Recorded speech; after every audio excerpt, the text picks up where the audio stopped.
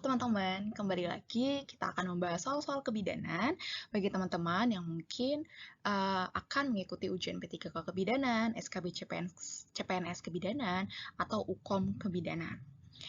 Soal pertama, seorang perempuan berumur 35 tahun, G3P2A0, hamil 39 minggu, datang ke puskesmas dengan keluhan keluar cairan ketuban sejak 1 jam yang lalu. Hasil anamnesisnya mulai sejak 12 jam yang lalu, gerakan janin berkurang dan badan lemas karena kurang tidur. Hasil pemeriksaan KU-nya baik, tekanan darahnya 120/70 mm Hg, suhunya 37,5, nadinya 80 kali per menit, TFU-nya 30 cm, kontraksi 3 kali 40 detik dalam 10 menit, DJJ-nya 164 kali per menit, pembukaan 4 cm, ketuban negatif, kepala di HOTS 2, dan teraba tali pusat berdenyut kuat. Tindakan awal apa yang paling tepat pada kasus tersebut? Oke teman-teman, di sini dalam kasus ini yang perlu kita perhatikan itu adalah teraba tali pusat, berdenyut kuat. Dan keluhan ibunya, maka datang ke puskesmas itu adalah keluar cairan ketuban sejak 1 jam yang lalu. Kita perhatikan keadaan ibunya atau TTV ibunya. Di sini, DJJ ibunya itu sudah 160 kali per menit, di mana ibunya sudah merasakan gerakan janin berkurang.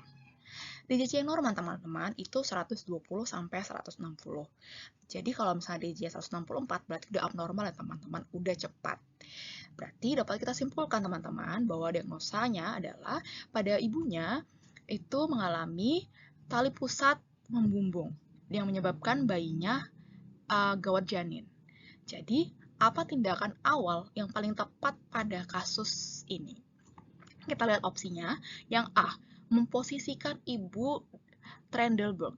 Ini juga benar ya teman-teman. Ini merupakan salah satu penanganan bagi ibu yang mengalami tali pusat membumbung, tapi bukan tindakan awal. Karena yang ditanya di kasus adalah tindakan awal. Yang B, memberikan oksigen 5 liter per menit. Ya, ini jawaban yang paling benar. Jadi ketika ibu datang dengan keluhan ketuban tali pusat yang membumbung, pertama kali adalah kita berikan oksigen 5 liter per menit karena DJJ-nya udah 164. Khawatirnya akan bisa membuat bayinya menjadi hipoksia. Jadi kita tangani dulu bayinya agar DJJ-nya kembali normal. Yang C, mengobservasi DJJ dengan ketat. Ini juga benar ya teman-teman, setelah kita sudah memberikan oksigen 5 liter per menit, kita observasi apakah DJJ-nya kembali normal atau tidak. Dan D, berkolaborasi dengan dokter. Ya, ini juga benar ya teman. Ini juga benar ya teman-teman. Tali pusat membumbung dan gawat janin itu menjadi persalinan yang abnormal, yang tidak bisa secara normal. Berarti kita harus berkolaborasi dengan dokter. Jadi jawaban yang paling tepat adalah B. Nomor 2, seorang perempuan berumur 27 tahun, G1P0A0, hamil 39 minggu, sedang dalam kala 2 di Puskesmas Ponet. Hasil anamnesisnya ibu lelah dan ingin meneran. Hasil pemeriksaan tekanan darah 100/70 mm Hg, nadinya 88 kali per menit, pernapasan 20 kali per menit, DJJ 165 kali per menit tidak teratur, kontraksi 3 kali 45 detik dalam 10 menit, pembukaan lengkap, selaput ketuban positif, bunuh kepala depan dan kantung kemih tidak teraba. Tindakan awal apa yang paling tepat pada kasus tersebut? Oke teman-teman, di sini yang perlu kita garis bawahi itu adalah DJJ-nya 160 kali 5 per menit dan tidak teratur. Pembukaan sudah lengkap dan selaput ketubannya masih utuh ya, positif. Gitu. Tindakan awal apa yang paling tepat pada kasus tersebut? Kita lihat TTV ataupun keadaan umumnya ya, tekanan darah ibunya normal, masih nadinya normal, pernapasannya normal. Berarti DJJ-nya ini udah abnormal, 165. Di mana yang normal itu adalah 120 sampai 160. Dan ini tidak teratur ya teman-teman, berarti udah ada indikasi gawat janin. Jadi apa sih tindakan awal yang kita lakukan atau penanganan apa yang kita lakukan bagi gawat janin? Mengajarkan teknik kebenaran. Tidak tepat ya teman-teman, itu penanganan awalnya bagi gawat janin gitu. Yang B, memberikan oksigen ya. Ini adalah jawaban yang paling tepat. Ini merupakan penanganan awal atau tindakan awal bagi bayi yang mengalami gawat janin. Melakukan rehidrasi. Di kasus atau di soal itu tidak ada ya teman-teman, ibu menunjukkan ciri-ciri kekurangan cairan. Ya ibu di kasus emang disebutkan ibu lelah, tapi masih dalam batas normal. Memimpin persalinan, ini juga tidak benar ya teman-teman, apalagi selaput ketubannya masih positif gitu. Kita harus amiotomi dulu atau memecahkan ketuban baru memimpin persalinan. Nomor 3, seorang perempuan berumur 26 tahun P1A0, nifas hari keempat datang ke PMB dengan keluhan payudara selalu terasa penuh sejak 1 hari yang lalu. Hasil anamnesisnya, ASI merembes sampai ke baju, bayi menyusui setiap 2-3 jam sekali.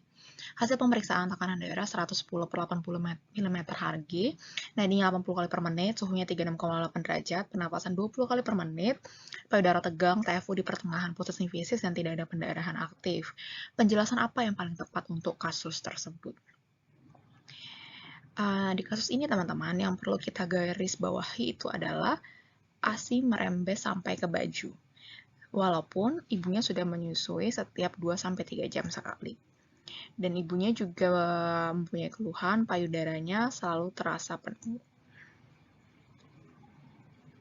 Kita lihat keluhan yang lain, tekanan darahnya aman, nadi nyaman, suhunya aman, pernapasan aman, TFU juga aman, pertengahan pusat sifisis, dan tidak ada pendarahan. Berarti kan masalahnya cuma ASI merembes sampai ke baju ya teman-teman. Penjelasan apa yang paling tepat untuk kasus tersebut? Kita lihat opsi jawaban. Pengolahan ASI perah. Ya, ini jawaban yang paling tepat, teman-teman. Kenapa? Yang pertama, ibunya sudah menyusui setiap 2-3 jam sekali. Itu udah tepat ya, teman-teman. Setiap wanita itu memang berbeda-beda ya, teman-teman. Produksi ASI-nya ada yang banyak, ada yang tidak. Ada yang punya ASI berlimpah, ada yang tidak. Dan di sini, ibu itu belum memahami bagaimana manajemen laktasi yang baik dan manajemen ASI perah. Jadi, kita sebagai bidan itu perlu mengajarkan bagaimana teknik untuk pengolahan ASI perah sesuai dengan kasus soal tersebut. Kalau teknik babat payudara ini nggak tepat ya teman-teman. Ini biasanya kasusnya pada bayinya yang meninggal. Teknik penyimpanan ASI juga nggak sesuai ya teman dengan kasus soalnya. Jadi jawaban yang paling tepat itu A, pengolahan ASI perah. 4, seorang perempuan berumur 25 tahun, G1P0A0, hamil 40 minggu datang ke PMB karena mula sejak 3 jam yang lalu. Hasil anamnesisnya keluar lendir bercampur darah, tidak bisa tidur 2 hari, dan perut bagian bawah terasa berat. Hasil pemeriksaan KU bayi, tekanan darah 110/80 mm Hg, nadi 88 kali per menit, pernapasan 20 kali per menit, suhu 36,5 derajat TFU, derajat TFU-nya 35 cm, kontraksinya 2 kali 25 detik dalam 10 menit, DJJ 145 kali per menit, teratur, pembukaan 4, ketuban positif, ada di host 3. Penjelasan apa yang paling penting berkaitan dengan kasus tersebut? Yang perlu kita garis bawahi teman-teman, pembukaan 4. Terus keluar lendir bercampur darah. Ketuban positif. Kita lihat keadaan umum ibunya dan tanda-tanda vital ibunya. Tekanan darahnya normal, nadinya normal, suhunya normal, TFO juga, kontraksi aman, DJJ-nya juga masih di normal teman-teman, 145 dan teratur. Jadi penjelasan apa yang jadi ibu ini bisa kita simpulkan ibu ini di kala 1 fase aktif gitu. Karena pembukaan 4. Jadi penjelasan apa yang paling penting kita berikan pada ibu yang sedang berada di kala 1 fase aktif? Kita lihat jawabannya, kita tengok option jawaban. A, kebutuhan nutrisi, tidak ya teman-teman, tidak tepat. B, proses persalinan normal, ya ini jawabannya. Karena ibunya sedang mengalami proses persalinan normal. Jadi kita kasih tahu, ibu kalau misalnya lagi proses persalinan normal itu memang normal kok kalau keluar lendir bercampur darah gitu. Kalau misalnya perut yang bagian bawah terasa berat gitu. Jadi ibunya tidak khawatir atau mengetahui bahwa ini merupakan proses persalinan normal dan ini tidak akan bahaya gitu. C, posisi persalinan kurang tepat ya teman-teman. Dan D, cara mengenalkan efektif. Sebenarnya bisa juga gitu kan, tapi lebih tepat proses persalinan normal sesuai dengan kasus di soal. Dan bagi teman-teman yang mungkin mau belajar soal-soal kebidanan lebih banyak lagi, bisa chat WA yang ada di deskripsi. Karena saya punya kumpulan soal-soal kebidanan beserta penjelasan dan materinya. Oke teman-teman, sampai jumpa di pembahasan soal selanjutnya. Terima kasih.